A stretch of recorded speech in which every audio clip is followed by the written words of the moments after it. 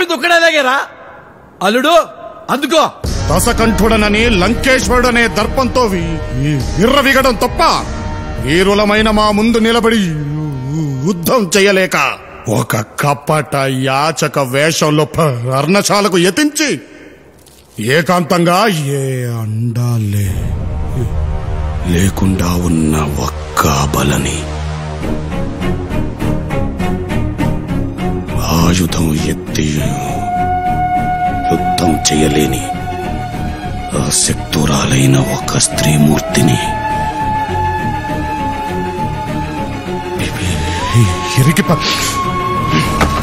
నాకే కట్టం నచ్చలేదు, మార్చలే. ఇందాకటి ఘట్టం మన చట్టానికి నచ్చలేదు కాబట్టి ఇప్పుడు మరో ఘట్టం, అదే రామాయణంలోని అన్నదమ్ముల ప్రేమానుబంధానికి అద్దం పట్టిన శ్రీరాముని పాదుకా పట్టాభిషేకం.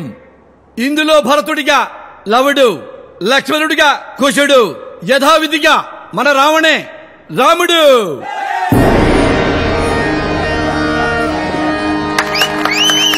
అగ్రజ, నీవు లేని అయోధ్య అమావాస్య కమ్మిన ఆకాశంలా కళావిహీనంగా ఉంది. మరణానంత విషాదంలా వైరాగ్య ఛాయలతో నిండిపోయి ఉంది. మా ప్రార్థన మన్నించి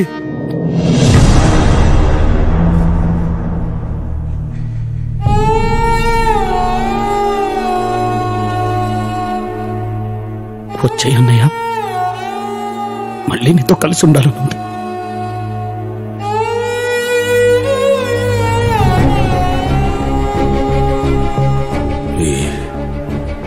ఇచ్చిన మాట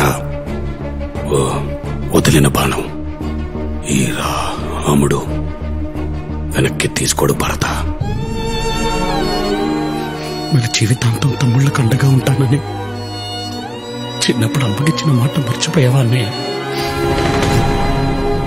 ఆ మాట ఇచ్చానని మీరే ఎప్పుడో చెప్పేశారు.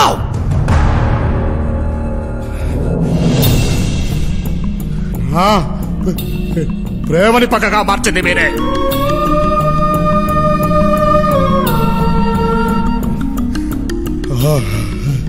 అయిన వాళ్లే నన్ను చిన్న చూపు చూసి హేళన చేసినప్పుడు ఆ గుండె వాళ్ళ రగిలిపోయింది. అప్పటి నుంచి నాకు ఇంకే బంధాలు లేవు. మీరు నా భుజాల మీద నిల్చున్నా ఎంగిలిస్త రాకుల్లో అన్నం తింటూ ఉంటే చూస్తూ ఊరుకున్నా. భరించాను. ఈలో ఒక్కడిగా గుర్తిస్తారని ఎంతో కాలం ఎదురు చూశాను. అమ్మ చనిపోయినప్పుడు కనీసం వెనక్కి తిరిగి చూశారా?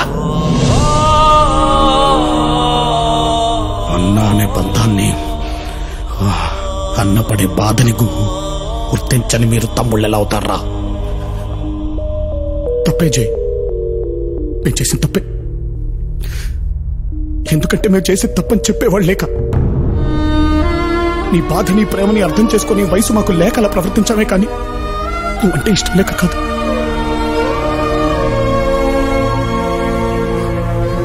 అందుకే అనుకుంటా ముగ్గురం బ్రతుకుంటే కూడా అనాథల్లో పెరిగాం. మళ్ళీ నీ వల్లే అందరూ కలిసి వచ్చాయి. బంధం అంటే ఏంటో తెలిసింది. చిన్నప్పుడు నిన్ను దూరం పెట్టినప్పుడు నువ్వు పడిన బాధ ఏంటో ఇక్కడికి వచ్చిన తర్వాత ప్రతి క్షణం మేము అనుభవిస్తూనే ఉన్నాం అన్నయ్య. ఆనాడ రాముడు లేకుండా భరతుడు తిరిగి ఎలా వెళ్ళాడో తెలియదు కానీ మా వల్ల మాత్రం కావట్లేదు అన్నయ్య. అమ్మలో ఆ, నాన్నలో నా కలిపితే అన్న అంటారు. అంతటన్నవి మమ్మల్ని క్షమించలేవా?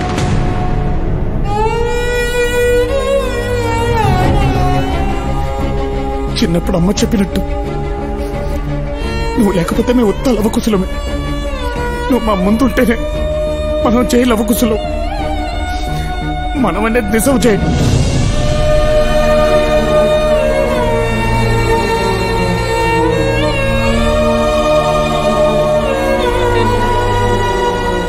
అన్నా, నువ్వు తమ్ములతో కలిసి ఉండానా?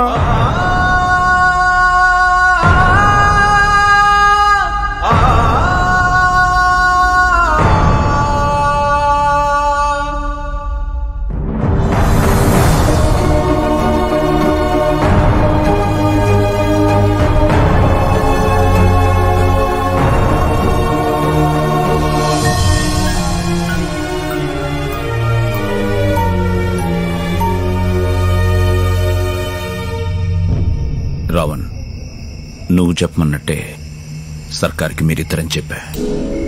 వాడు తన మనుషులతో భైరంపూర్ ఘాట్ దగ్గర వెయిట్ చేస్తుంటాడు.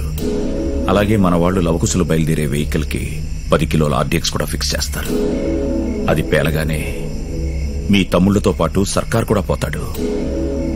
దాంతో మీరు ముగ్గురన్న విషయం ఎప్పటికీ రహస్యంగానే ఉండిపోతుంది.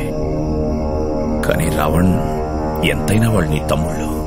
రేపు వెళ్తే మళ్లీ తిరిగి రారు. ప్లాన్ మార్చే ఉద్దేశం ఉంటే ఇప్పుడే చెప్పు.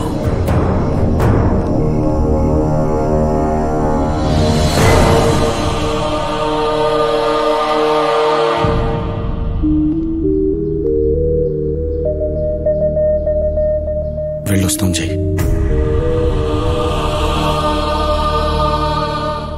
ప్రియని డబ్బుని మీరు చేరిన తర్వాత పంపిస్తాం. బయలుదేరండి. అన్నయ్య జాగ్రత్త కాక.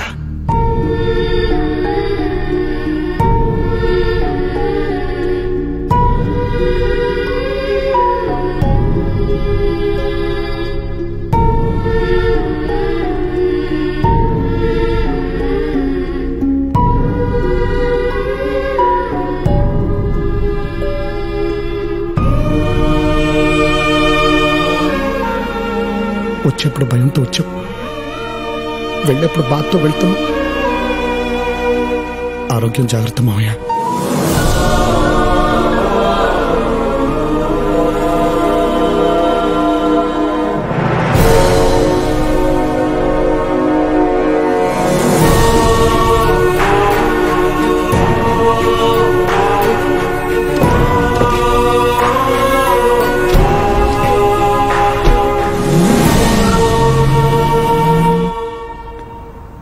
కాకా, కార్ కింద బాంబ్ టైమర్ ఆన్ చేశా.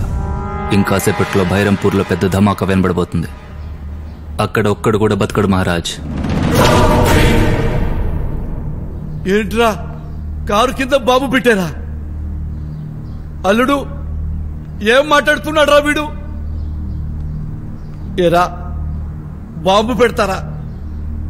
తప్పురా, పాపవురా, నీ తమ్ముడురా. రేయ్, నీ తమ్ముడు తెలియక తప్పు చేశారు, నువ్వు తెలిసి తప్పు చేస్తున్నావురా.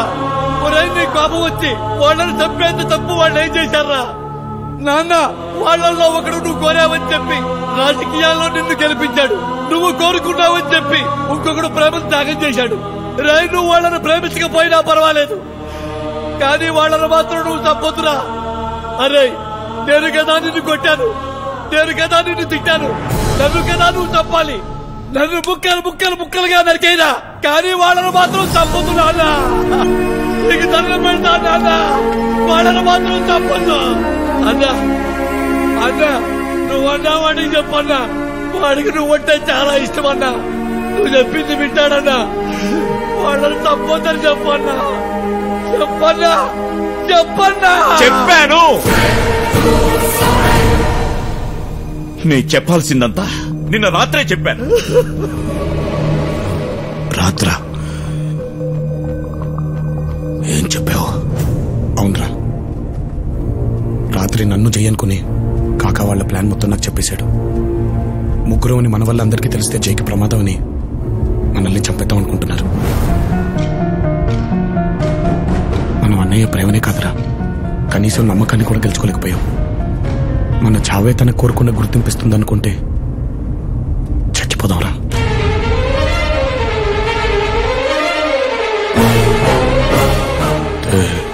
తెలిసి వెళ్ళారా?